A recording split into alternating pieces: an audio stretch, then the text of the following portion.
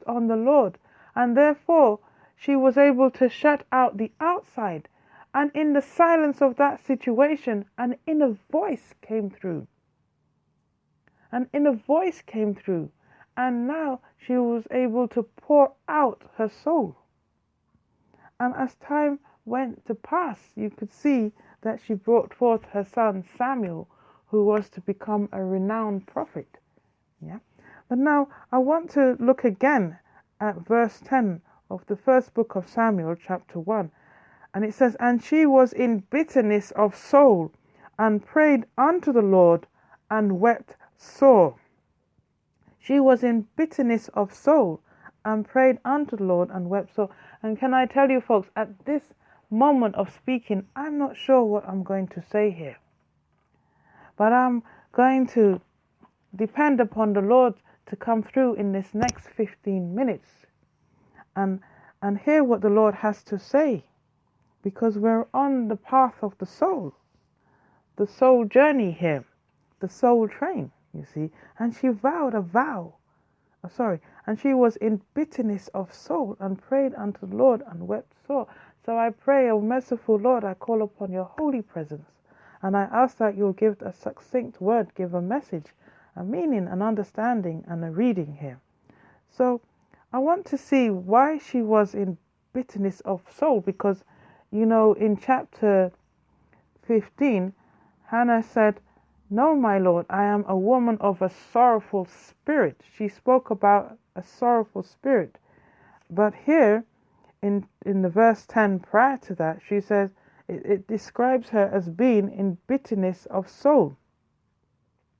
So there was a storyteller, a narrator, who got into the vision of Hannah. And in that vision, the narrator described that she was in bitterness of soul, and prayed unto the Lord, and wept sore. Her emotions was moved, yes. And then the narrator actually recites her words to back up that there was something about her soul. So it seems as though she had to give her soul to the Lord. In 15, she poured out her soul to the Lord. She connected with her higher source. You see, she connected with her higher source. But let's look at, she was in bitterness of soul, and prayed unto the Lord, and wept sore. So now, when I first began to read the chapter 1 of Samuel, and as I came down to chapter 3, it says, "And this man went up out of his city yearly to worship and to sacrifice unto the Lord of hosts in Shiloh. And the two sons of Eli, Hophni and Phinehas, the priest of the Lord, were there." Okay, but then there's another. As we read on, we will understand, or we will come to know why these three people were mentioned. It says Eli, who was the priest, and his two sons were there, and then it also says, "And the Lord of hosts." And the Lord has given a teaching through the prophet Jeremiah on the Lord of hosts.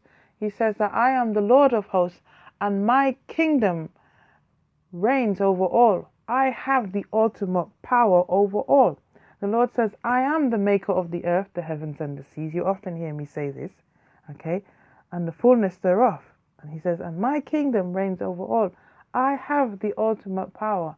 I have the greatest power over all. This is the story. This is what the Lord is letting us know. And he says, because I am the maker of the earth, the heavens, and the seas, I'm hosting everything. And so, ultimately, my kingdom shall reign over all. Shall we see it that way?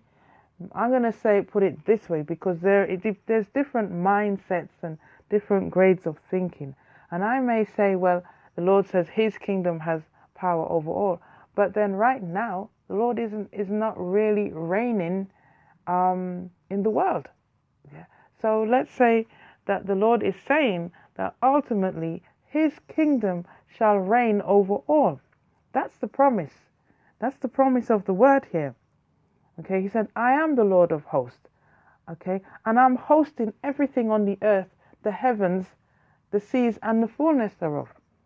Okay, and ultimately, my kingdom shall come to reign over all. So all the activities, all that is taking place in your awareness, in your experience, that shall come to an end, and my kingdom shall reign. You see, and I just said that the Lord has formed the man from the dust of the earth, breathed into his nostrils, and he became a living soul. And the Lord has shown through the prophet Jeremiah that he is a soul. So therefore, we are connected to him, the higher source, our higher source. But yet, Hannah says that the narrator who writes the book of Samuel says that she was in bitterness of soul and prayed unto Lord and wept sore. So let's see, why was she in bitterness bitterness of soul? It says here, and when the time was that Elkanah offered, he gave to Peninnah his wife and to all her sons and her daughters portion. But unto Hannah he gave a worthy portion, for he loved Hannah, but the Lord had shut up her womb. And her adversary also provoked her sore, for to make her fret, because the Lord had shut up her womb. Now, I'm getting a picture here, you know. I'm getting a picture here now, but this may be a little bit too, I hear people say deep. This may be a little bit deep, or maybe the teachings of the church has not brought this type of insight or concept into the minds of the people. So what's just coming into my mind, I don't think I can discuss it at this point here. So I'm going to have to go about it in a roundabout way and tell it in a simple format here. So what was coming up against Hannah? He gave her a worthy portion, for he loved Hannah. Yeah, but the Lord had shut up her womb.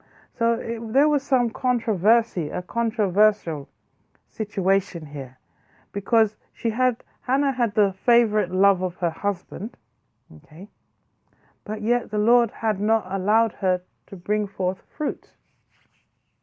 You see? And it's, as I said, it's going back to the Garden of Eden, where he commands the man that you can eat freely from the garden, except do not eat of that tree of good and evil. So already the storyline is telling us that there is some controversial or cross situation happening. And how do I know too? Because it says that and he had two wives. The name was Hannah, and the other Peninnah, and Peninnah had children, but Hannah had no children. So that tells you there's an issue there. Then they went up out of his city yearly to worship and to sacrifice unto the Lord of hosts. So there's another suggestion that they had to go up. Yeah, they went up out of his city yearly to worship. So there's something in the city that they had to come up out of it to go and worship. They couldn't worship at where they were at. They had to come up and out of the city yearly to worship and sacrifice. And so, the sacrificial offer is a form of an atonement to connect with the Lord in heaven, you see. And the sacrifice, if we read the book of Leviticus or Moses, the sacrificial offer that the Lord asked for is the lamb, is the goat, the lamb, and the ox or the cattle. Yes. So they would have brought, whether it's the goat, the lamb, the cattle, or the bullock they called it, they would have brought it and made a sacrificial offer to connect to connect with the Lord and to keep the altar of the Lord going, the channel, the connection. You see, because then the Lord can send down his blessings. So that tells us there was some form of controversy going on. And the Lord of hosts, so the Lord says, call me by my name. And this time the narrator is calling the Lord of hosts. So it's telling us too that there are other situations that's intervening.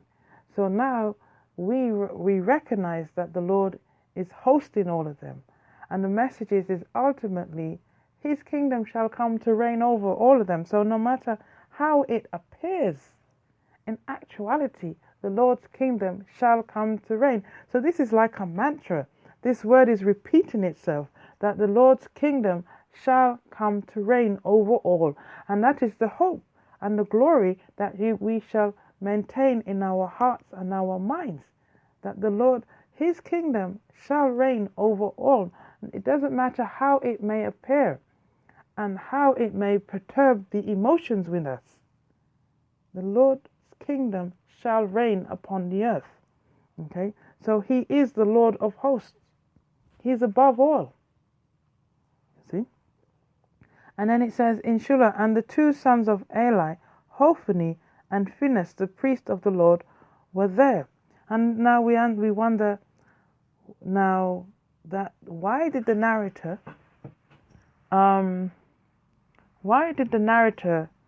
include these two people? They are the sons of the priest Eli, who witnessed Hannah's prayer to the Lord when she went into a deep soulful prayer. So there's a build-up of a storyline here. And they went up out of his city yearly to worship and to sacrifice unto the Lord of hosts in Shiloh. All right. So Shiloh sounds like a place, I'm going to call it a vortex area. It's highly energized in divine energy, where they can really connect. This is where the altar of the Lord is, and the altar of the Lord is where we connect with the Lord, where there's an opening, a portal, a channel. Yes, and this is a teaching on anyway. So they've gone to Shiloh, and where they can make their worship and connection. And I know that many of you would have varied ideas on what I've just described here, and that's okay. That's okay. But I'm bringing forth a message here. So they went to sacrifice unto the Lord of hosts in Shiloh, and the two sons of Eli, Hophni and Phinehas, the priest of the Lord, were there. Now, as we go on into the story, we'll get to know more about the two sons of Eli. But we want to take it at this point now. What is the message really saying to us? So already there's a built-up of a situation here. We have Elkanah, and he comes from a lineage there.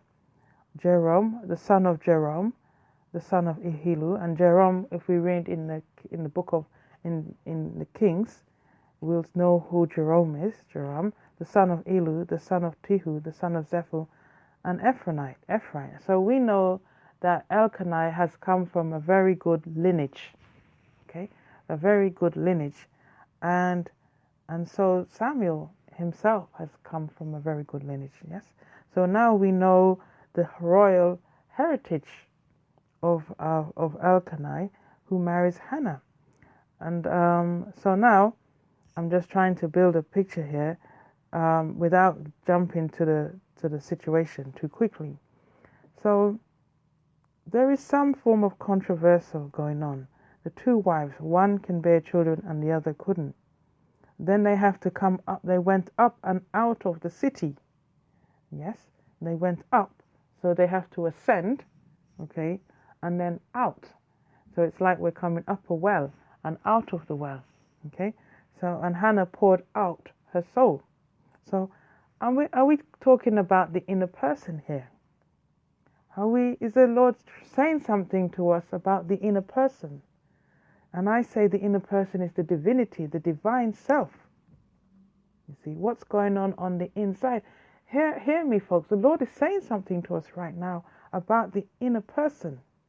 So they went up and out of his city yearly. So whose city? So who is the story around? Now there was a certain man of Ramathim Zophim of Mount Ephraim, and his name was Elkanah. So the story is about Elkanah. Okay, The story is about Elkanah, the son of Joram, the son of Elihu, the son of Tehu,